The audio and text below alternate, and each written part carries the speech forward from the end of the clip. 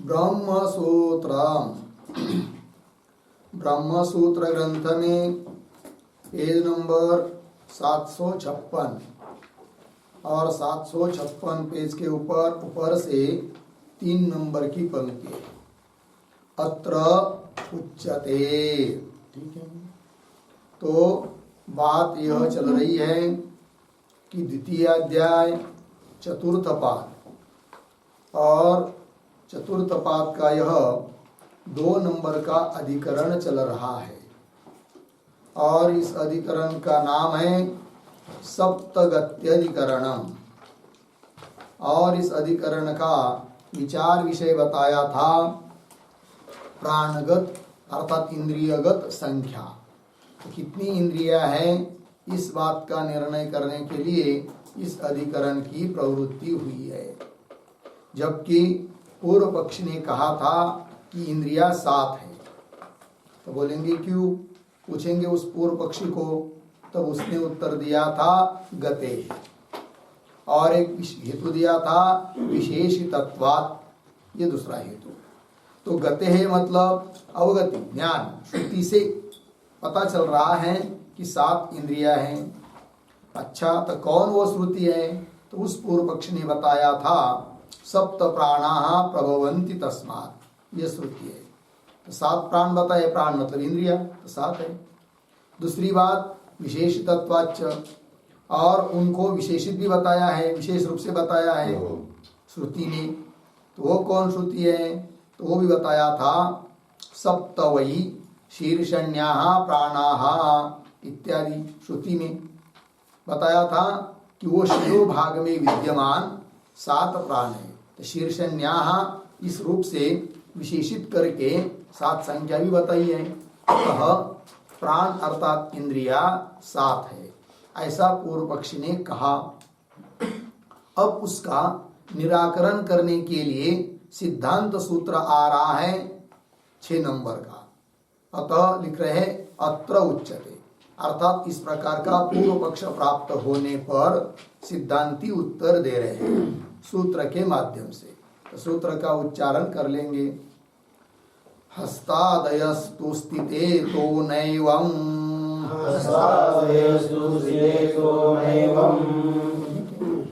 तो सूत्र का अर्थ पहले कर लेंगे। तो सूत्र का अर्थ कर लेते हैं। लिखेंगे सूत्रावतरणम,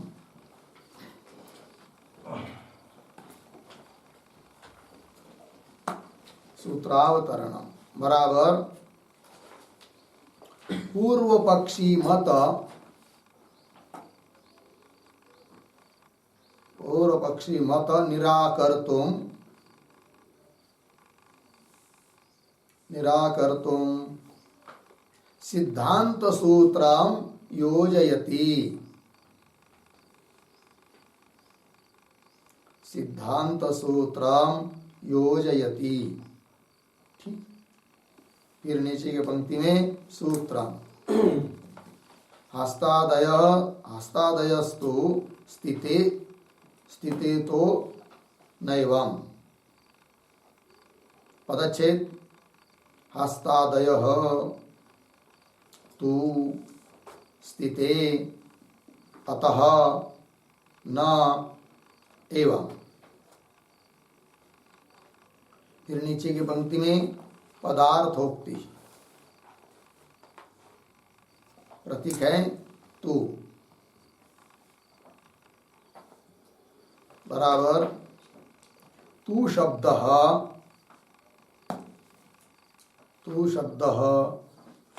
पूर्वमत निरासार्थः, तु शब्दः पूर्वमत निरासार्थः, पूर्ण विराम। आगे प्रतीक हस्तादयः बराबर करादयः, करादयः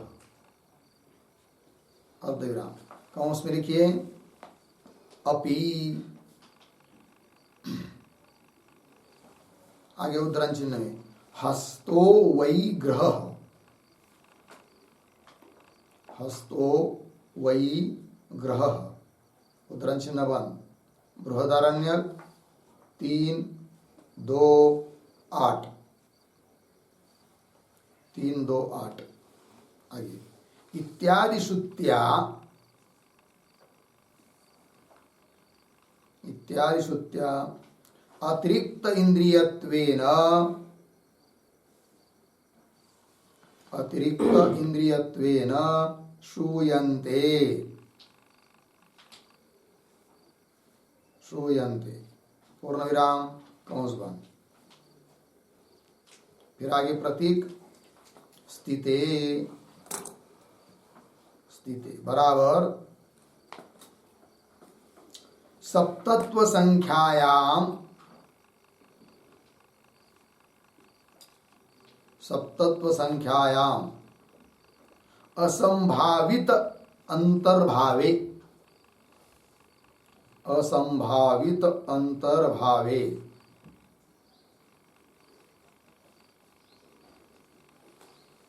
कौंस में लिखिए सप्तत्व संख्या में,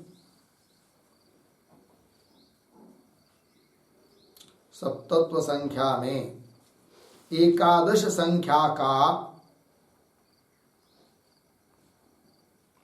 एकादश संख्या का अंतर्भाव भी, अंतर्भाव भी नहीं हो सकने से, नहीं हो सकने से कौन बन। आगे सप्तत्वातिरेके स्थिते, सप्तत्वातिरेके स्थिते कौन में लिखिए 7 से अतिरिक्त, 7 से अतिरिक्त अधिक संख्या का, अधिक संख्या का निश्चय होने पर,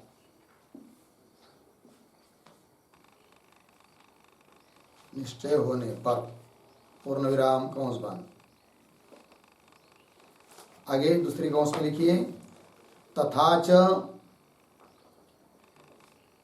तथा च सप्तत्व संख्या, सप्तत्व संख्या आगे उदाहरण चिन्ह में दशे में पुरुषे, दशे में पुरुषे प्राणा आत्मैकादश, प्राणा आत्मैकादश उदाहरण चिन्ह 1 इति, इति श्रुत्युक्त एकादश संख्यायाम, इति श्रुत्युक्त एकादश संख्यायाम अंतर्भावयितुं शक्यते,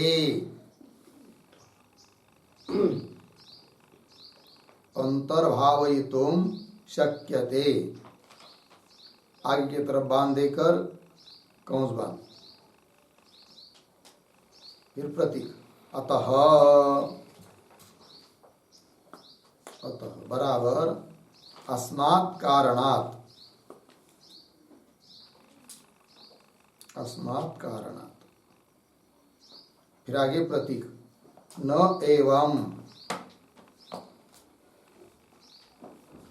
न एवं बराबर न तथा मंतव्यम, न तथा मंतव्यम बराबर स्तोक कल्पनानुरोधात्, स्तोक कल्पनानुरोधात् सप्त एव प्राणाः, सप्त एव प्राणाः इति न मंतव्यम, इति न मंतव्यम इत्यर्थः। ठीक है, देखो भाई अर्थ तो सूत्रावतरण में लिख रहे हैं कि क्या जो पीछे 5 नंबर के सूत्र में पूर्व पक्षी ने अपनी बात रखी थी, उस पर पूर्व पक्षियों का मत निराकरण करने के लिए सिद्धांत सूत्र की योजना कर रहे हैं। मूल ग्रंथकार सूत्र दे रहे हैं। तो सूत्र आया हस्तादयस्तु स्थिते अतः नैवम। फिर पदार्थोक्ति में लिख रहे हैं तू प्रतीक है। तू का मतलब तू शब्द पूर्व मत निराशार्थ। पीछे के सूत्र में जो मत बताया है पूर्व पक्ष ने अपना कि 7 ही इंद्रिया है करके, उसका निराकरण करने के लिए तू शब्द आया है। फिर आगे प्रतीक हस्तादय, हाथ वगैरह। तो हस्तादय का अर्थ कर रहे हैं करादय, कर मतलब हाथ, करादय आगे अपी अर्थ हाथ वगैरह भी और अतिरिक्त इंद्रिया है। तो बोलेंगे कैसा पता चला आपको? श्रुति से। श्रुति क्या है? हस्तो वैग्रह, ये जो बृहदारण्य की श्रुति है, इत्यादि श्रुत्या अतिरिक्त इंद्रियत्वेन श्रूयन्ते। अतिरिक्त और भी इंद्रिया है ऐसा श्रुति के द्वारा बताया जा रहा है, हाथ वगैरह। इसलिए 7 ही इंद्रिय मानना उचित नहीं है। वही करे आगे स्थिते। और दूसरी बात समझ लीजिए 7 ही संख्या मानेंगे तो 7 संख्या में अधिक संख्या का अंतर्भाव नहीं हो सकता है, क्योंकि अधिक संख्या में न्यून संख्या का अंतर्भाव होता है, किंतु न्यून संख्या में अधिक संख्या का अंतर्भाव नहीं होता है। जैसे उदाहरण, किसी के जेब में 100 रुपया है, तो 100 रुपये है तो 100 से कम जितनी भी संख्या है उन सबका अंतर्भाव उस 100 में है। 100 उसके पास है, इसका मतलब 50 भी है, 90 भी है, 40 भी है, 50 में है। और समझ लीजिए किसी के जेब में 100 रुपया है तो वो ये नहीं कह सकता कि मेरे जेब में 200 रुपया है करके, क्योंकि 200 अधिक संख्या है। उस अधिक संख्या का अंतर्भाव न्यून संख्या जो 100 उसमें नहीं हो सकता, किंतु 100 से नीचे जितनी भी संख्या है न्यून संख्या, उन सब का अंतर्भाव 100 में हो जाता है। उस प्रकार अधिक जो इंद्रिया बताई है तो उनका अंतर्भाव 7 में नहीं कर सकते, किंतु अधिक संख्या मानेंगे इंद्रियों की तो उसमें तो 7 का अंतर्भाव हो जाता है। तो ये निश्चित हुआ। फिर वही कर स्थिति। तो सप्तत्व संख्यायाम असंभावित अंतर्भावे, 7 संख्या में अन्य संख्याओं का अंतर्भाव संभव नहीं है। वही करे 7 संख्या में एकादश संख्या का, अधिक संख्या का अंतर्भाव भी नहीं हो सकने से, इसलिए सप्तत्वातिरेके स्थिते, अर्थात 7 से अतिरिक्त, 7 से अधिक संख्या है ऐसा निश्चय होता है।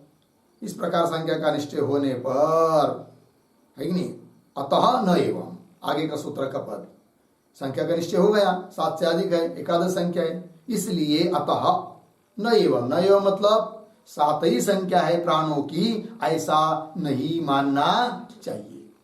यह अर्थ निकल आता है। उसी का स्पष्टीकरण करने के लिए अतः के पहले लिख दिया है कौंस में, तथा च सप्तत्व संख्या, 7 संख्या का अंतर्भाव एकादश संख्या में हो सकता है 11। तो बोलेंगे 11 ही क्यों? तो श्रुति बताती, श्रुति ने बताया है। कौन श्रुति है वो? तो दशे में दश इमे पुरुषे प्राणा आत्मा एकादश, है कि नहीं? इमे है पुरुषे, पुरुष अर्थात देहे, इमे 10 प्राणा, ये 10 प्राण 10 इंद्रिया है, और आत्मा 11वां है। आत्मा का अर्थ होता है मन, तो 11 इंद्रिय हो गए। इस प्रकार श्रुति ने बताया हुआ जो एकादश संख्या 11, उसमें 7 संख्या का अंतर्भाव होना संभव है। आगे अतः इसलिए, अस्मात् कारणात् न एवं, न एवं मतलब न तथा मंतव्यम, मतलब स्तोक कल्पानुरोधा, जबकि पूर्व पक्ष ने बोला था स्तोक कल्पना, स्तोक स्तोक का अर्थ क्या था? अल्प, है कि नहीं? अल्प की कल्पना करना अच्छा है, न्यून की कल्पना करना अच्छा है। तो स्तोक अर्थात न्यून अल्प कल्पना के अनुरोध से सप्त एव प्राणः इति न मंतव्यम, 7 ही प्राण है ऐसा नहीं मानना चाहिए। लग गया? तो निराकरण हो गया पूर्व पक्षी का। चलिए अब भाष्य पर चलते हैं। तो देखिए, हस्तादयः तु अपरे सप्तभ्यः अतिरिक्ताः प्राणाः श्रूयन्ते। तो थोड़ा सा शब्दों का अन्वय, तो एक शब्द छोड़कर आगे, सप्तभ्यः अतिरिक्ताः, पीछे अपरे, शुरू में हस्तादयः, आगे प्राणाः श्रूयन्ते। ठीक, देखो भाई, तू परंतु सप्तभ्यः अतिरिक्ताः, 7 से अतिरिक्त, अपरे और भी दूसरे, हस्तादय हाथ वगैरह, प्राणाः इंद्रिया, श्रूयन्ते इंद्रियों को श्रुति बताती है, इसलिए 7 इंद्रिय ही 7 ही इंद्रिय है यह मानना उचित नहीं। ठीक है, तो बोलेंगे श्रुति बताती है, तो कौन श्रुति है वो?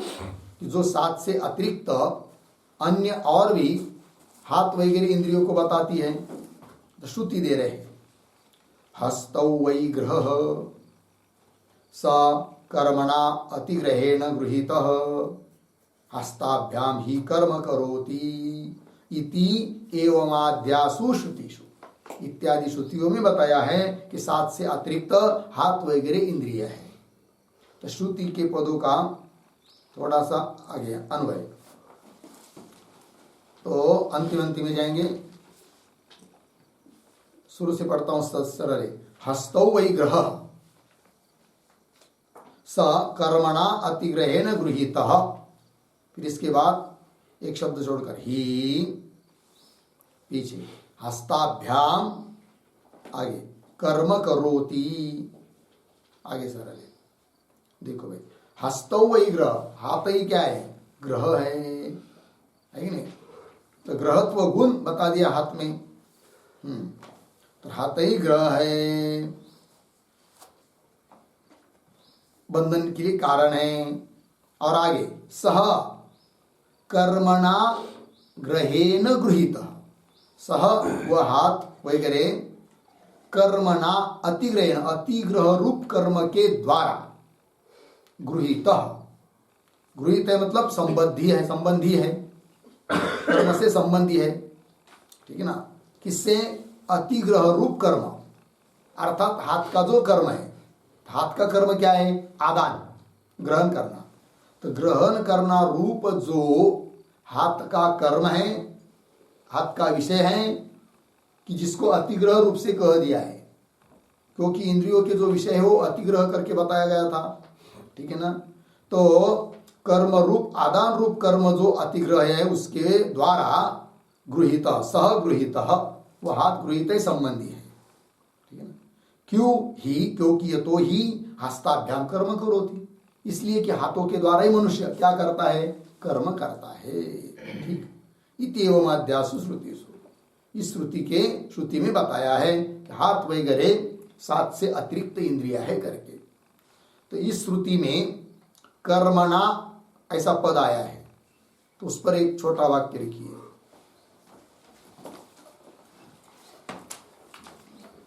आदानेन कर्मणा, कर्मणा का मतलब आदानेन कर्मणा, अर्धविराम, फिर आगे प्रतीक गृहीत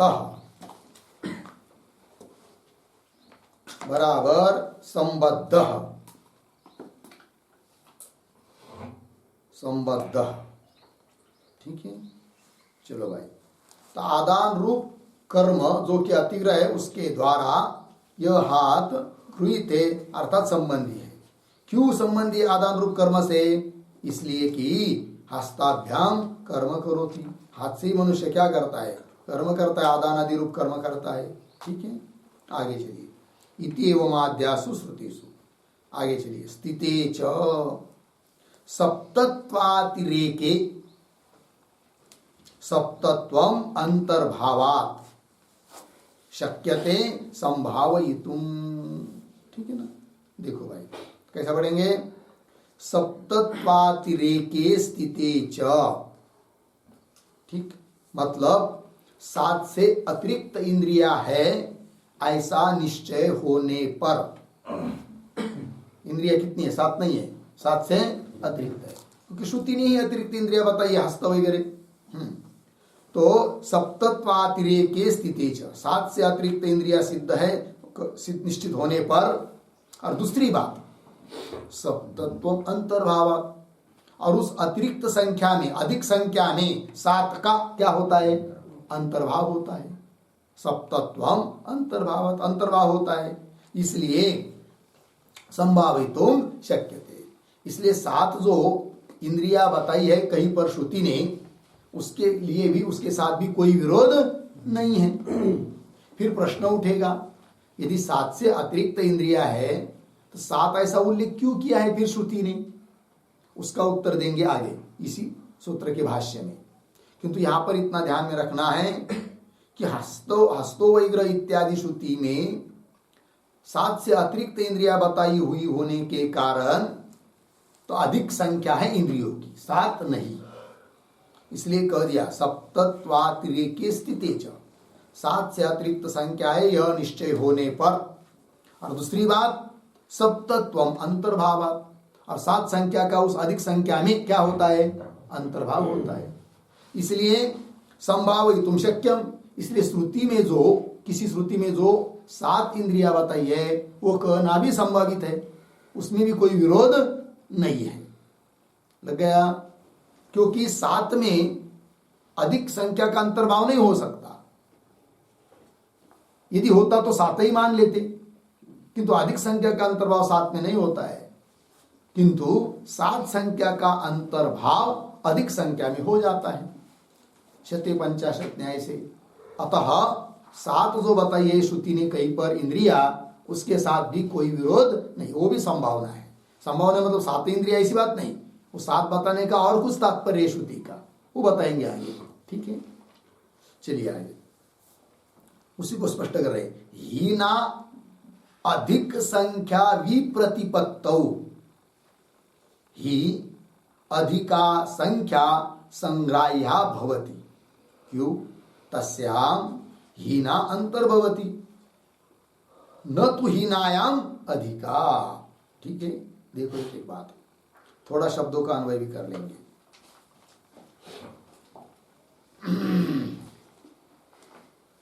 आगे आया एक शब्द छोड़कर ही,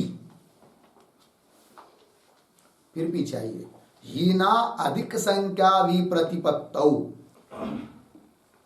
फिर आगे अधिका संख्या संग्राह्या, आगे सरल है।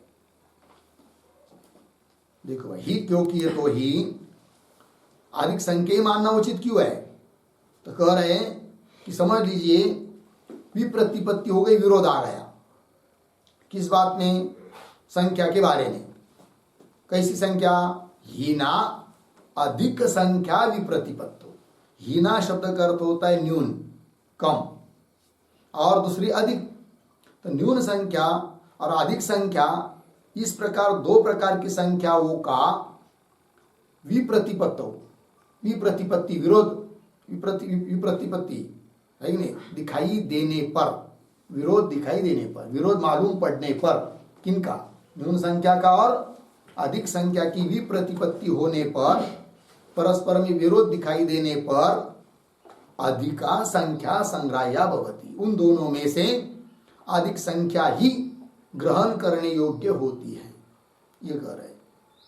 क्यों, बता रहे आगे, अधिका संख्या संग्राह्या भवति, कारण तस्याम हीना अंतर्भवति, तस्याम, तस्याम अधिक संख्यायाम, भवति के बाद अर्धविराम, फिर तस्याम का मतलब अधिक संख्यायाम, अधिक संख्या में, हीना अर्थात न्यून संख्या अंतर्भवति, न्यून संख्या शामिल हो जाती है कि नहीं, अंतर्भूत हो जाती है, ये बात। न तू, हाँ, भवति के बाद भी अर्धविराम पुनः, दोबारा है ना भवति, यहाँ पर भी अर्धविराम, आगे न तू हीनायाम अधिका, तू हीनायाम अधिका न अंतर्भवति, हीनायाम न्यून संख्यायाम, न्यून संख्या में अधिक संख्या का अंतर्भाव नहीं होता है। लग गया अर्थ? तो बोलेंगे सब क्यों बता रहे फिर, तो आगे का पद लगाना है अतश्च इत्यादि, किंतु उसके पहले ये जो पंक्ति पढ़ी अभी अभी उस पर एक टिप्पणी लिख लेते हैं। न तो हीनायाम अधिका इत्यादि पढ़ा है ना, उस पर लिखेंगे एक टिप्पणी। अधिक संख्यायाः, अधिक संख्यायाः न्यूनायाम, न्यूनायाम संख्यायाम अंतर्भाव अयोगात्,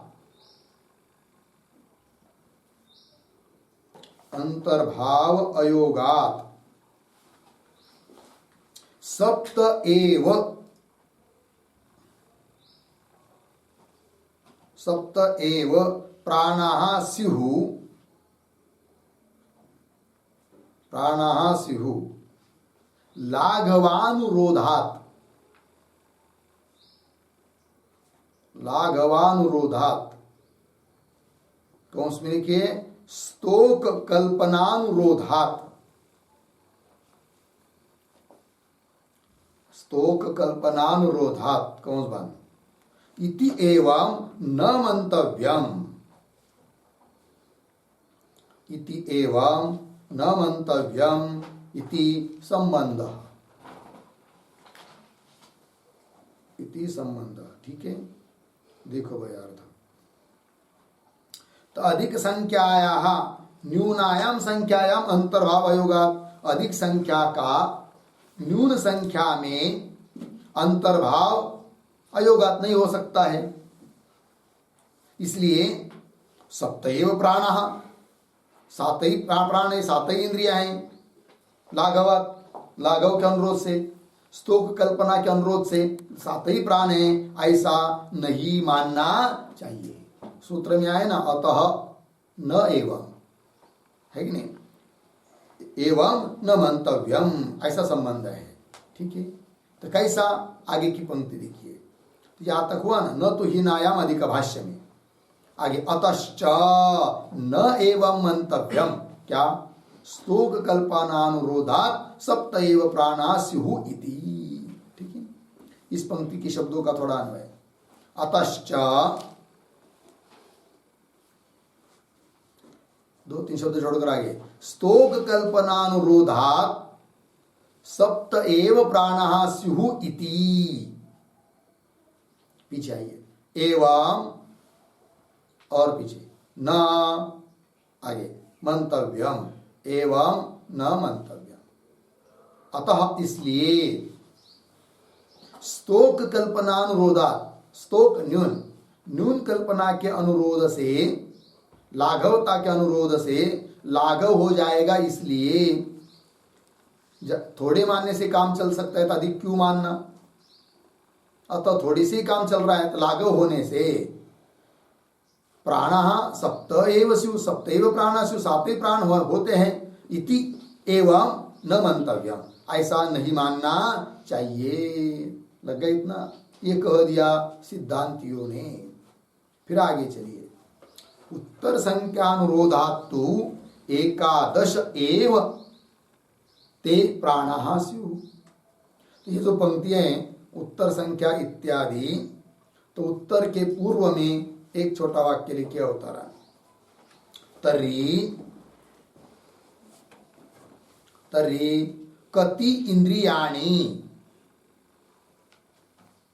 कति इंद्रियाणि प्रश्न चिन्ह इति आशंकायाम आह,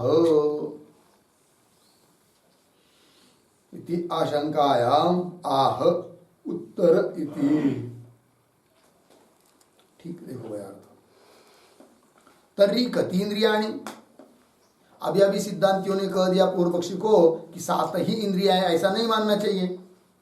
तो प्रश्न उठेगा कि ये सिद्धांती यदि 7 इंद्रिया को 7 ही इंद्रिया ऐसा नहीं मानना है तो तर्हि कति इंद्रियानि, कितनी इंद्रिया बताओ।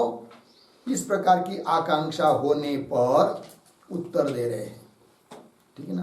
क्या कि उत्तर संख्यानुरोधात, आगे जो श्रुति में संख्या बताई है उसके अनुरोध से, उसके अनुषंग से, उसके आधार पर, उसके निमित्त से, क्या अनुरोधात तु एकादश एव ते प्राणः स्युः। एकादश 11 ही वे सब प्राण है अर्थात इंद्रिया है, ठीक है। तो बोलेंगे अच्छा 11 है तो कहाँ बताया 11, तो बता रहे तथा च उदाहृता श्रुति, है कि नहीं। तथा च मतलब 11 संख्या बताने वाली श्रुति ही उदाहृता, श्रुति को उद्धृत कर दिया है पीछे ही, तो भी पुनः उसका उल्लेख कर रहे हैं, श्रुति दे रहे हैं 11 संख्या बताने वाली। तो कौन वो श्रुति है, तो श्रुति है 10 इमे पुरुषे प्राणाः आत्मा एकादश, बृहदारण्यकोपनिषद। श्रुति के पदों का थोड़ा अन्वय, पुरुषे पीछे, इमे और पीछे 10 आगे, प्राणाः आत्मा एकादश। पुरुषे, पुरुषे शब्द का अर्थ करना है देहे, इस पुरुष के शरीर में। इमे ये 10 प्राणाः, 10 प्राण है, और 10 में और एक मिला देंगे 11वां, वो कौन है, आत्मा एकादश। आत्मा शब्द का अर्थ लिखिए मन, तो मन 11वां हुआ, तो 10 5 ज्ञानेन्द्रिय 5 कर्मेंद्रिय, ये 10 हुए, और मन हुआ 1, 10 और 1 11, तो 11 इंद्रिय है, ये कह दिया। आगे चलिए, इति आगे, आत्म शब्देन च अत्र अंतकरणम परिगृह्यते, अर्धविराम। क्यों, करणाधिकारात। ये जो बृहदारण्यक उपनिषद की श्रुति दी है 11 संख्या बताने वाली, इंद्रियों की 11 संख्या ऐसा बताने वाली श्रुति, उसमें आत्मा शब्द आया है, आत्मा एकादश। तो आत्मा शब्द से क्या लेंगे, तब कह रहे ग्रंथकार आत्मा शब्देन च अत्र अंतकरणम परिगृह्यते। कैसा पढ़ेंगे, अत्र आत्मा शब्देन अंतकरणम परिगृह्यते, यहाँ पर आत्मा शब्द से अंतकरण का ग्रहण करना चाहिए, ग्रहण किया जाता है। बोलेंगे क्यों, करणाधिकारात, अधिकारात शब्द का अर्थ लिखिए प्रकरणात, अधिकार का अर्थ है प्रकरण। वहां बृहदारण्यक उपनिषद में करणों का प्रकरण चल रहा है, साधनों का प्रकरण चल रहा है कि नहीं, ज्ञान आदि के साधन कौन कौन है इत्यादि प्रकरण चल रहा है। अतः आत्मा शब्द से ब्रह्म रूप आत्मा नहीं लेना है, साक्षी रूप आत्मा नहीं लेना है, अपितु आत्मा शब्द से ऐसा कोई लीजिए कि जो करण हो, तो कौन है वो, मन। अतः आत्मा शब्द का अर्थ यहाँ पर कर दिया मन, वही लिख रहे हैं, मन मतलब वही अंतकरण। अत्र आत्म शब्देन अंतकरणम परिगृह्यते, क्यों, करण अधिकारात, करण का प्रकरण होने से, ठीक है। आगे चलिए, ननु एकादशत्वात् अपि अधिके द्वादश त्रयोदशत्वे उदाहृते, ठीक है। पूर्व पक्षी आक्षेप कर रहा है अब सिद्धांतियों के ऊपर, ये जो पंक्ति आई है ननु, उसके ऊपर लिखिए आक्षेप।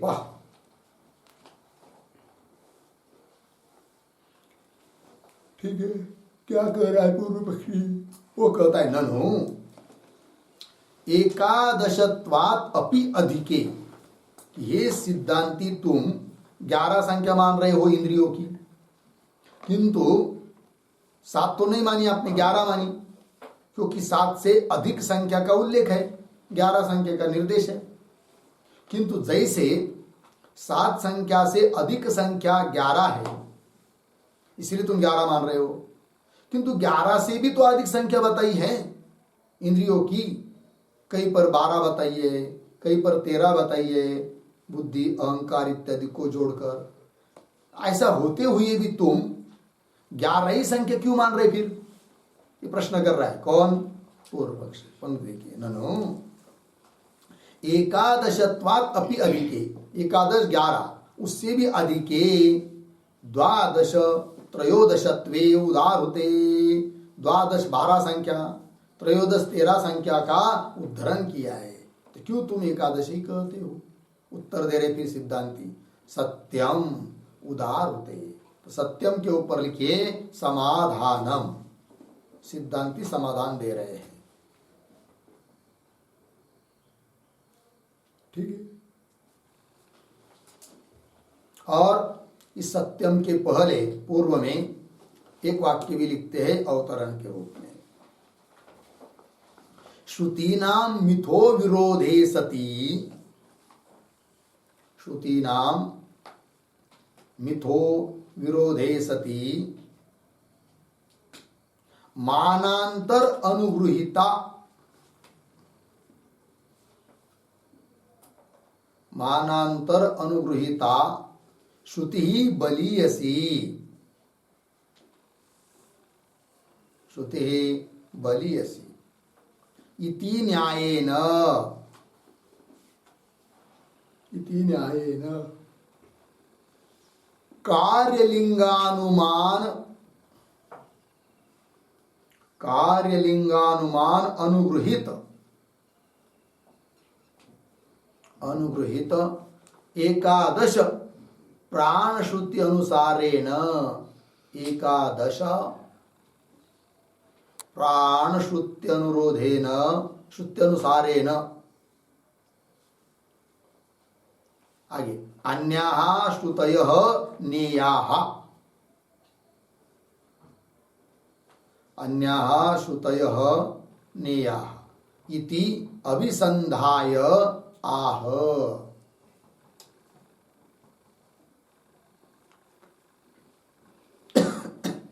इति अभिसंधाय आह सत्यम इति। ठीक है, देखो भैया, तो श्रुति नाम मिथो विरोधे सति, श्रुतियों का परस्पर विरोध होने पर फिर क्या करे ऐसी स्थिति में? तब करे मानांतर अनुगृहीता श्रुति बलीयसी, जहां पर दो श्रुतियों का विरोध हो रहा है वहां पर किसी एक श्रुति को बलवान निश्चित करने के लिए और कोई चारा नहीं है, तो मानांतर अनुगृहित कौन श्रुति है उन दोनों में, जिसको अन्य प्रमाण की भी सहायता मिल रही है, ऐसी कौन श्रुति है वो देखा जाता है। और जिसको अन्य प्रमाण की भी सहायता दिखाई दे रही है तो वो श्रुति बलवान मानी जाती है। अब उसके अनुसार अन्य श्रुतियों को ले, अन्य श्रुतियों का अर्थ किया जाता है, ये नियम है। वही दे रहे, देखिए, श्रुति नाम मिथो विरोधे सति, श्रुतियों का परस्पर विरोध होने पर मानांतर, अन्य प्रमाणांतर, मानांतर मतलब प्रमाणांतर, अन्य प्रमाण से अनुगृहीता श्रुति ही बलीयसी, अन्य प्रमाण से अनुगृहित, अन्य प्रमाण भी जिसके लिए सहायक है ऐसी श्रुति ही बलवान मानी जाती है। इति न्यायेन, इस न्याय से कार्यलिंगक अनुमान अनुगृहित एकादश प्राण श्रुति, श्रुति अनुसार है ना, तो एकादश संख्या बताने वाली जो श्रुति है वो बलवती है, बलवान है अन्य श्रुतियों की अपेक्षा। अन्य श्रुतियां मतलब जिन श्रुतियों में कहीं पर 12, 13 अधिक संख्या बताई है या न्यून बताई है, तो अन्य श्रुति उनकी अपेक्षा बलवती श्रुति है कौन सी? जिसमें 11 इंद्रियों को बताया है। तो बोलेंगे क्यों? इसलिए कि मानांतर से वो अनुगृहित है। कौन? एकादश संख्या बताने वाली श्रुति अनुगृहित है। किससे अनुगृहित है? मानांतर से अनुगृहित है, अन्य प्रमाण से अनुगृहित है। कौन है वो अन्य प्रमाण? तो अनुमान प्रमाण है।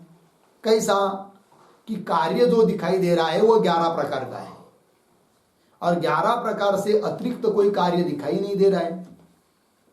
अतः 11 प्रकार का जो कार्य है दिखाई दे रहा है, मालूम पड़ रहा है, उसके लिए करण भी कितने मानने पड़ेंगे? 11। यदि 11 से अतिरिक्त कार्य दिखाई देता तो उन अतिरिक्त अधिक कार्यों का करण भी 11 से अधिक माना होता, किंतु 11 से अतिरिक्त कार्य तो दिखाई नहीं दे रहा है, अतः उनका करण भी 11 ही अनुमान से सिद्ध हो जाता है। करण 11 है, क्यों? 11 कार्य होने से, अतिरिक्त कार्य नहीं है। इसलिए मानांतर हुआ अनुमान, उससे अनुगृहित ये श्रुति है कि जिसमें प्राणों की अर्थात इंद्रियों की संख्या 11 बताई है, अतः इंद्रियों की संख्या 11 ही माननी चाहिए, सिद्धांती बोल रहे हैं। ठीक है ना? पंक्ति देखिए, टिप्पणी, श्रुति नाम मितो विरोधे सती मानांतर अनुगृहीता श्रुति बलियसी इति न्याय न, इस न्याय से कार्य लिंग अनुमान अनुगृहित, कार्य लिंग रूप, कार्य हेतु है, कार्य लिंग रूप जो अनुमान, उससे अनुगृहित जो एकादश प्राण श्रुति, वो श्रुति अनुगृहित है कि जिसमें 11 प्राणों को, 11 इंद्रियों को बताया है, एकादश प्राण श्रुति, और उसके अनुसार फिर अन्यहा श्रुतय नेयः, अर्थात 2 श्रुति मुख्य हो गई जिसमें 11 संख्या बताई है, और बाकी की श्रुतियां गौण हो गई। तो मुख्य के अनुसार गौण श्रुतियों को ले जाना पड़ता है, तो वही करे फिर। तो अन्यहा श्रुतय नेयः इति अभिसंधाय, इस प्रकार का गूढ़ अभिप्राय मन में रखकर सिद्धांती उत्तर दे रहे हैं सत्यम इत्यादि पंक्ति से पूर्व पक्षी को। तो क्या करें?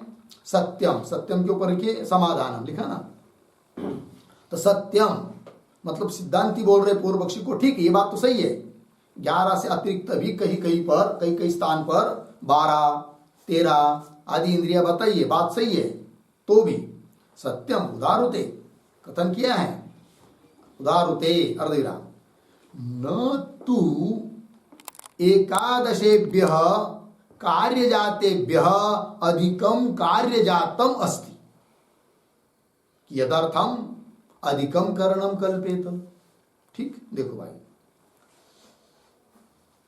तो न कानवे बाद में तु परंतु एकादशेभ्य कार्यजातेभ्य, 11 जो कार्य है वो कौन है? 11 कार्य बताएंगे स्वयं ही ग्रंथकार आगे की पंक्तियों में। ठीक है ना?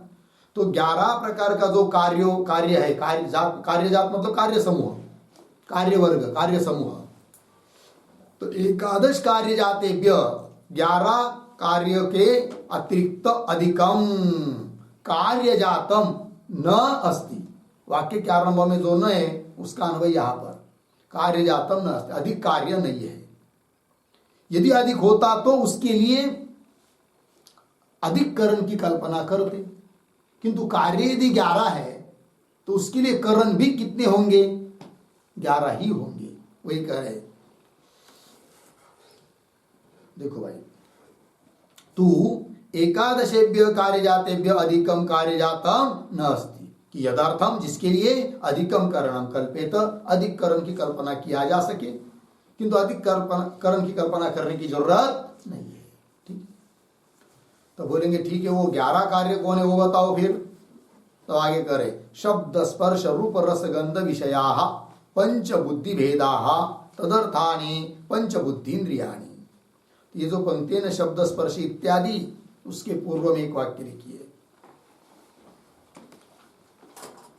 एकादश कार्यलिंगानि, एकादश कार्यलिंगानि आह, आह शब्द स्पर्श इति। ठीक है, देखो भाई अर्थ, एकादश कार्यलिंगानि, 11 जो कार्य रूप लिंग हैं उसको अब बता रहे हैं। तो क्या है वो? शब्द, स्पर्श, रूप, रस, गंध, 5 विषय है। तो गंध विषयाः, इन 5 विषय, 5 को है कि नहीं, विषय करने वाली 5 प्रकार की क्या है? बुद्धि अर्थात ज्ञान। तो 5 प्रकार का ज्ञान, ये 5 कार्य हुआ। फिर आगे बताएंगे, अभी बाकी बचे हुए 6। तो देखो भाई, तो शब्द स्पर्श रूप गंध विषयाः पंच बुद्धि भेदाः, ये 5 क्या है? बुद्धि के अर्थात ज्ञान के भेद है, अर्थात 5 प्रकार का ज्ञान है, 5 विषयों का 5 प्रकार का ज्ञान है। तदर्थानि, उसके लिए पंच बुद्धिन्द्रियाणि, 5 बुद्धिन्द्रिय अर्थात ज्ञानेन्द्रियों को हम मानते हैं। तो 5 ज्ञानेन्द्रिय हो गए, क्योंकि उसका 5 प्रकार का क्या है, कार्य है। उस कार्य के साधक करके 5 ज्ञानेन्द्रिय हो गए।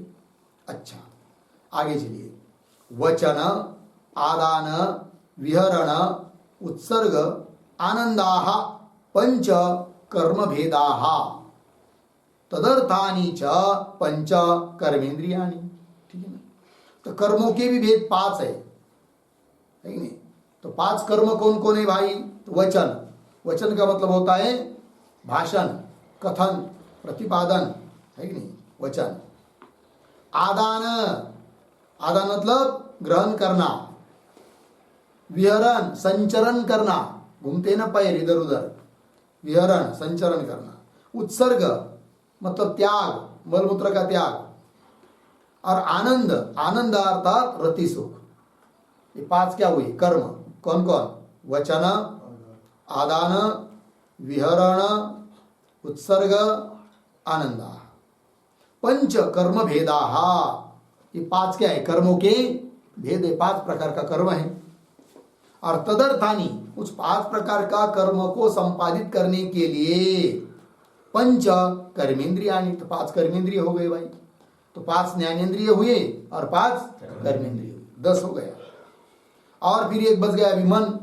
तो मन को भी कह रहे फिर सर्वार्थ विषयम त्रैकाल्य वृत्ति मनः तु एकम अनेक वृत्ति का, ये मन बताया।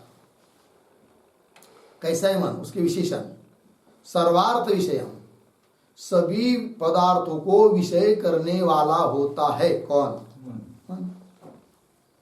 और कैसा है मन? त्रैकाल्य वृत्ति, तीनों काल में विषयों का ग्रहण करता है, तीनों कालीन विषयों का ग्रहण करता है। जैसे मन है अभी वर्तमान काल में भी चक्षुरादियों के साथ संबंधित होकर क्या कर रहा है? पदार्थों का ग्रहण कर रहा है और संकल्प विकल्प भी कर रहा है इस समय। और भूतकालीन पदार्थों को भी, पदार्थ का भी उसको स्मरण हो जाता है। और भविष्य में क्या करना है उसका भी वो चिंतन करता है। तो त्रैकाल्य वृत्ति हो गया। कौन? मन। तो सर्वार्थ विषयम, सभी अर्थों को विषय करने वाला है कि नहीं। मनः तु एकम, और वो एक है किंतु उसके व्यापार अनेक है। अनेक वृत्ति, अनेक प्रकार के उसके व्यापार है। ठीक है ना। तो ये देखो भाई, ये जो त्रैकाल्य वृत्ति आया है ना पद, उसका अर्थ लिखेंगे थोड़ा। लिखते हैं त्रयः कालाः त्रैकाल्यम। त्रयः कालाः त्रैकाल्यम। अर्धविराम। तद विषया वृत्ति ही यस्य, तद विषया वृत्ति ही यस्य तद त्रैकाल्य वृत्ति, तद त्रैकाल्य वृत्ति। कौन में लिखिए? तीनों कालों को त्रैकाल्य कहते हैं।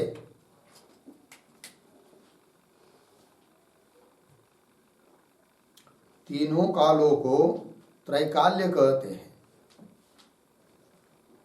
अर्धविराम।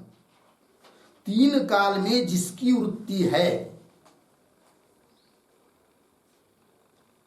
3 काल में जिसकी वृत्ति है, अर्धविराम, वह त्रैकाल्य वृत्ति, वह त्रैकाल्य वृत्ति बराबर त्रिकाल वृत्ति वाला कहलाता है। त्रिकाल वृत्ति वाला कहलाता है। पूर्ण विराम। कौन सा बात? आगे। इंद्रिय अंतकरणानाम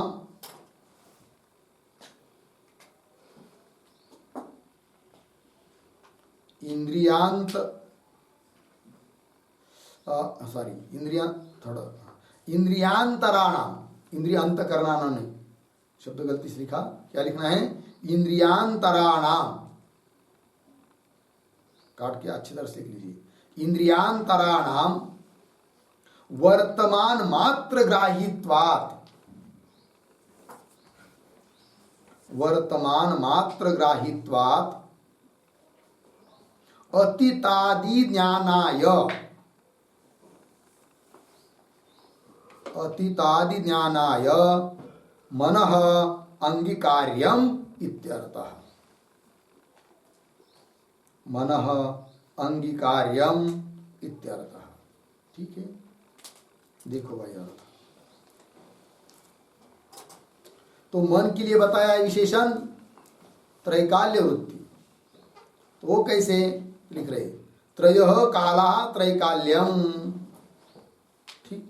तत् विषया वृत्ति यस्य तत् त्रैकाल्य वृत्ति, मतलब क्या? त्रयः काला त्रैकाल्यम, तीनों कालों को त्रैकाल्य कहते। त्रयः काला, तीन कालों को क्या कहेंगे? त्रैकाल्य। और तीन काल में जिसकी वृत्ति है, वृत्ति मतलब व्यापार है, काम है, तीनों काल में जो काम करता है, ऐसा वह जो मन, उसको कहेंगे क्या? त्रैकाल्य वृत्ति। मन देखिए ना, अभी वर्तमान काल में भी संकल्प विकल्प आदि कर रहा है, चक्षुरादियों के साथ जुड़कर रूपादि का ज्ञान कर रहा है, बराबर। और भूतकालीन वस्तुओं का भी चिंतन कर रहा है कि नहीं? कि 10 साल पहले ऐसा ऐसा हुआ था, ये हुआ था, ये हुआ था, तो भूतकाल का भी चिंतन करता है। और आगे क्या करना है, भविष्य काल का भी चिंतन करता है। तो त्रैकाल्य वृत्ति हुआ, तीनों काल में जिसका व्यापार है, ऐसा है कौन? मन। तो तीनों काल में जिसकी वृत्ति है वह त्रैकाल्य वृत्ति, त्रिकाल वृत्ति वाला कहलाता है। अच्छा, बाकी की इंद्रिया ऐसी नहीं है, मन को छोड़कर इतर इंद्रिया, वो कैसी है फिर? वही करे इंद्रियांतराणाम, इंद्रियांतर मन को छोड़कर बाकी इंद्रिया, जैसे चक्षु। तो चक्षु केवल वर्तमान काल में जो उसका विषय रूप आदि है उसको ही जानता है, बराबर। भूतकाल जो रूप नष्ट हुआ है या दूरवर्ती है उसको नहीं जानता है, भविष्य को भी नहीं जानता है। उसी प्रकार बाकी की इंद्रियों का भी है, अर्थात मन को छोड़कर बाकी इंद्रिया केवल वर्तमान काल में ही ग्रहण करते हैं अपने अपने विषय को, और मन तीनों कालों में विषयों का ग्रहण करता है, वही कर रहे। इंद्रियांतराणाम वर्तमान मात्र ग्राहित्वात्, इसलिए अतीतादि ज्ञानाय, भूतकाल आदि ज्ञान के लिए मनः अंगीकार्यम, मन का अंगीकार होता है, किया जाता है। ठीक है, चलिए आइए आइए फिर भाष्य में। सर्वार्थ विषयम, सभी अर्थ, अर्थ मतलब पदार्थ, सभी पदार्थ है विषय जिसके, ऐसा जो त्रैकाल्य वृत्ति, कौन? मन। तू एकम, वो मन कितना है? एक ही है, किंतु उसके व्यापार अनेक है, वही करे अनेक वृत्तिकम, अनेक वृत्ति वाला है वो। ये जो अनेक वृत्तिकम है ना, ये क्यों दिया? तो अनेक वृत्तिकम के पहले एक वाक्य लिखिए छोटा सा।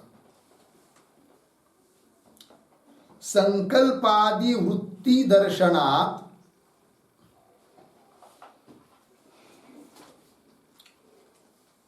संकल्पादि वृत्ति दर्शनात् तदर्थम, तदर्थम करणांतरमपि कल्प्यम, करणांतरम अपि कल्प्यम इति आशंक्य आह, इति आशंक्य आह अनेक इति। ठीक है ना? देखो भाई, तो संकल्पादि वृत्ति दर्शनात् कोई शंका करेगा कि जैसे चक्षु का विषय रूप है, अतः उस रूप को जानने के लिए स्वतंत्र इंद्रिय मान लिया चक्षु। श्रोत्र इंद्रिय का विषय शब्द है, अतः शब्दों को ग्रहण करने के लिए स्वतंत्र इंद्रिय है कौन? श्रोत्र। उस प्रकार कभी संकल्प विकल्प हो रहा है, कभी अहंकार हो रहा है, कभी निश्चय हो रहा है, तो अलग अलग कार्य दिखाई दे रहा है। तो उस अलग अलग कार्य के लिए अलग अलग करण क्यों नहीं मानते हो, ये शंका। क्या लिख रहे? संकल्प आदि वृत्ति व्यापार दर्शनात् तदर्थम, उसके लिए करणांतरम अपि कल्प्यम, अन्य अन्य करणों की कल्पना करनी चाहिए, ऐसी कोई शंका करता है तो उत्तर दे रहे अनेक इति, तो कह रहे अनेक वृत्तिकम, वो मन का स्वभाव ही ऐसा है कि एक होता हुआ भी उसके अनेक व्यापार है, अतः उन अनेक व्यापारों के लिए अलग अलग कोई करण है, ऐसी कल्पना करने की जरूरत नहीं है, ये बात है। तो वही कह रहे थे अनेक वृत्तिकम, आगे चलिए, तदेव वृत्ति भेदात क्वचित भिन्नवत व्यपदिश्यते, ठीक है ना। तदेव, तो तदेव के पहले एक वाक्य लिखिए छोटा, मनसः चेत एकत्वम, मनसः चेत एकत्वम तर्हि कथम भेदोक्ति,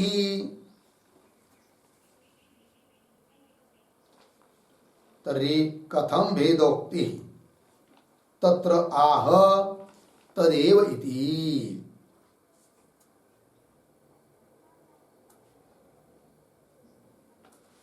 ठीक है, देखो भाई, तो मनस चेद एकत्वम, मन यदि एक ही है तो तर्हि कथम भेदोक्ति, फिर अलग अलग भिन्न भिन्न क्यों बोलते हैं कि मन, बुद्धि, चित्त, अहंकार, ऐसा क्यों कहते हो यदि मन एक है तो, ये शंका वही कह रहे फिर तदेव, तदेव मन एव, वही मन ही, वृत्ति भेदात, वृत्ति भेदात कार्य भेदात, व्यापार भेदात, उसके अलग अलग कार्य हैं, वृत्ति भेदात क्वचित कहीं कहीं पर भिन्नवत व्यपदिश्यते, भिन्न की तरह उसका व्यपदेश करते, निर्देश करते हैं, उल्लेख करते हैं, है कि नहीं। तो भिन्नवत, भिन्न के जैसा व्यपदिश्यते, कैसे, मनः, बुद्धि, अहंकार, चित्तम च इति, मन, बुद्धि, अहंकार, चित्त जैसे कि अलग अलग है ऐसा मालूम पड़ रहा है, किंतु अलग अलग नहीं, वृत्ति भेद के कारण अलग जैसा व्यवहार कर रहे हैं, किंतु ये सब क्या है, मन ही है। बोलेंगे आपको कैसा पता चला, ये सब मन का ही है करके, मन ही है करके, तब आगे बता रहे तथा च श्रुति ही, श्रुति प्रमाण दे रहे किस बात के लिए, तो मन एक ही है, उसकी व्यापार अलग अलग है, इस बात को बताने के लिए। अतः तथा च, ये जो पंक्ति चालू हो रही है उस तथा के पूर्व में एक वाक्य लिखिए, एकस्य, एकस्य वृत्तिभेदाः,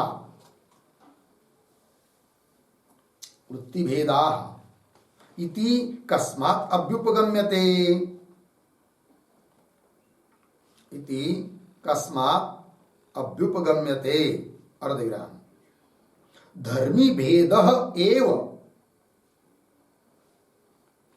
धर्मी भेदः एव कुतः न भवेत्, कुतः न भवेत् इति आशंक्य, इति आशंक्य, अर्धविराम, धर्मी अभेद श्रुति विरोधात्, धर्मी अभेद श्रुति विरोधात् इति आह तथा इति, इति आह तथा इति। देखो भाई अर्थ, तो शंका क्या कर रहा है, तो एकस्य वृत्ति भेदाः इति कस्मात् अभ्युपगम्यते, एक की अलग अलग व्यापार है ऐसा क्यों स्वीकार करते हो, उसकी बजाय यदि अलग अलग व्यापार दिखाई दे रहे हैं, जैसे कि चक्षु का व्यापार रूप का ज्ञान, रूप का ज्ञान करना, श्रोत्र का व्यापार शब्द का ध्यान करना, तो अलग अलग व्यापार है तो अलग अलग करण है। उस प्रकार यहाँ पर भी यदि वृत्ति भेद अलग अलग है, व्यापार अलग अलग है, कार्य अलग अलग दिखाई दे रहा है, कहीं चिंतन है, कहीं अहंकार है, कहीं निश्चय है कि नहीं, तो उसका साधन भी, धर्मी भी अलग अलग क्यों नहीं माना जाए, ये शंका पंक्ति की। एकस्य वृत्ति भेदाः इति कस्मात् अभ्युपगम्यते, धर्मी भेद एव कुतः न भवेत्, धर्मी का ही भेद, करण का ही भेद क्यों न कहा जाए, कुतः न भवेत् इति आशंक्य, ऐसी कोई शंका करता है तो उत्तर दे रहे धर्मी अभेद श्रुति विरोधा। श्रुति ने स्वयं धर्मी का अभेद बताया है। ये कई मन रूप धर्मी के अनेक व्यापार बताए हैं। तो धर्मी का यदि भेद होता तो श्रुति ने भी अनेक अनेक व्यापार को देखकर धर्मी का भी भेद कहा होता, किंतु व्यापार अनेक दिखाई दे रहे तो भी धर्मी का अभेद ही बताती है कौन? श्रुति। अतः धर्मी जो मन, उसमें भेद नहीं है, वो एक ही है, किंतु उसके व्यापार अनेक है। यह अर्थ। तो इस बात को बता रही श्रुति, धर्मी एक है करके। पंक्ति की तथा च श्रुति। क्या करती श्रुति? कामाद्या नानाविधा वृत्ति अनुक्रम्य आह एतत् सर्वं मन एव इति। ठीक है ना? थोड़ा सा अन्वय। तथा च श्रुति नानाविधा कामाद्या वृत्ति अनुक्रम्य आह। आगे सरल है। उसी प्रकार श्रुति बोल रही है कि नानाविधा कामाद्या वृत्ति, नानाविधा अनेक प्रकार की, कामादिक, काम, संकल्प, विचिकित्सा वगैरह वगैरह, लज्जा वगैरह बहुत सारे, तो कामाद्या वृत्ति, वृत्ति व्यापार होते हैं। इस प्रकार अनुक्रम्य, अनुक्रम्य शब्द का अर्थ लिखिए उपक्रम करके, आरंभ करके, अनुक्रम्य उपक्रम करके, आरंभ करके। श्रुति फिर अंतिम में बताती है, बहुत सारे व्यापार बताए, और सब व्यापार बताने के बाद अंतिम में बोलती है क्या? एतत् सर्वं मन एव। यह सब कुछ क्या है? मन ही है। अर्थात धर्मी का अभेद बता रही है श्रुति, धर्मी का भेद नहीं है। उसके जो धर्म व्यापार वो भिन्न भिन्न है। अतः व्यापार को अलग अलग देखकर धर्मी का भेद बोल नहीं सकते। ये बात एतत् सर्वं मन एव इति मतलब कि दूसरी बात थोड़ा सा विचार करके देखिए। जैसे कोई व्यक्ति है और इसको आंख नहीं है, अंधा है, ठीक है ना, और वो सुन सकता है, सुनने का काम कर रहा है, किंतु देखने का काम कर सकता है क्या? ध्यान दीजिए ना, नहीं कर सकता है। इसका मतलब श्रोत्र का अलग व्यापार है, सुनना रूप व्यापार वाला करण अलग है श्रोत्र, और देखना रूप व्यापार वाला करण अलग है। कौन? नेत्र। नेत्र। और समझ दूसरा कोई व्यक्ति है जो देख तो सकता है किंतु सुन नहीं सकता है, तो आंखों से सुनने का काम कर सकता है क्या? नहीं कर सकता है, क्योंकि वो व्यापार भी अलग है, व्यापार का करण अलग अलग है। बराबर। उस प्रकार मन है कि नहीं, वो जो संकल्प, विकल्प, अहंकार, निश्चय आदि आदि अलग अलग व्यापार दिखाई दे रहे हैं, तो भी उसका करण एक ही है, मन। वो कैसे? समझ लीजिए कोई व्यक्ति है, सो गया, बराबर, तो मन भी उसका सो गया, तो समझ लीजिए संकल्प विकल्प मन का व्यापार है, और निश्चय करना दूसरे किसी इंद्रिय का व्यापार है। तो वह व्यक्ति सो जाने के बाद भले उसका मन भी सो जाने से संकल्प विकल्प नहीं करेगा, किंतु निश्चय तो करना चाहिए ना, किंतु निश्चय हो रहा है कि उससे नहीं हो रहा है। यदि अन्य अन्य व्यापार अन्य अन्य करण के होते तो मन सो जाने पर भले संकल्प विकल्प न हो, किंतु निश्चय आदि अन्य व्यापार तो हो जाने चाहिए, होते तो नहीं है। इसका मतलब निश्चय करना भी मन का ही व्यापार है, संकल्प आदि करना भी मन का ही व्यापार है, चिंतन करना भी, गर्व करना भी मन का ही व्यापार है, क्योंकि मन सो जाने के बाद और कोई भी व्यापार नहीं हो रहे। यदि अलग अलग व्यापार होते तो हो जाता। जैसे अंधा व्यक्ति है, नहीं देख पा रहा है, सुन तो सकता है, क्योंकि उसका व्यापार अलग है, करण अलग है। उस प्रकार है कि नहीं, संकल्प विकल्प, निश्चय, गर्व इत्यादि व्यापारों का करण अलग अलग होता तो मन का उनमें से जो भी व्यापार मानोगे वह व्यापार सुषुप्ति में न होने पर भी अन्य व्यापार हो जाना चाहिए।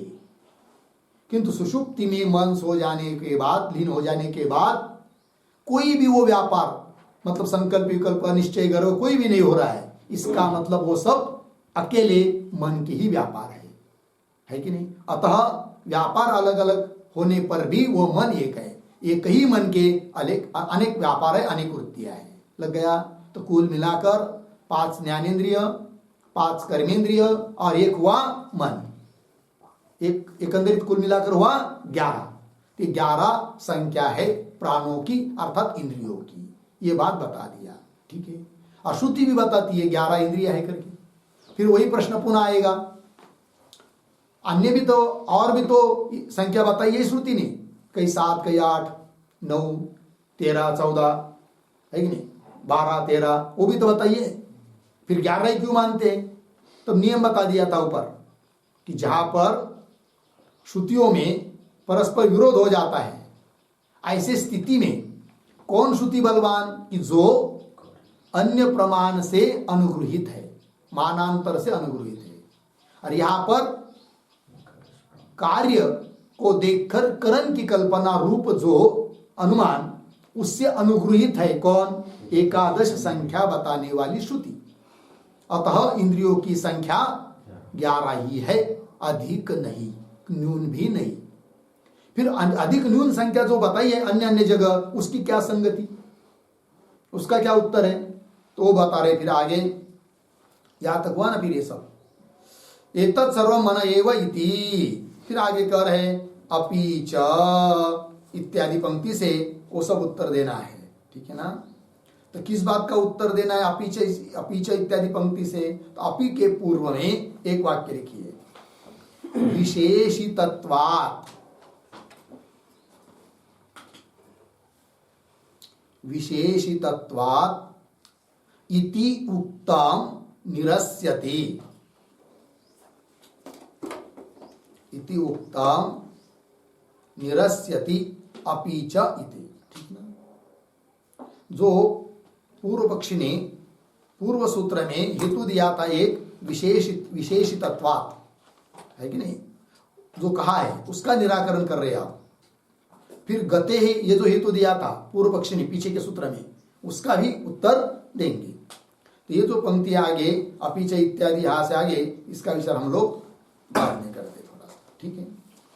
ओम पूर्णमदः पूर्णमिदं पूर्णात् पूर्णमुदच्यते पूर्णस्य पूर्णमादाय पूर्णमेवावशिष्यते। ओम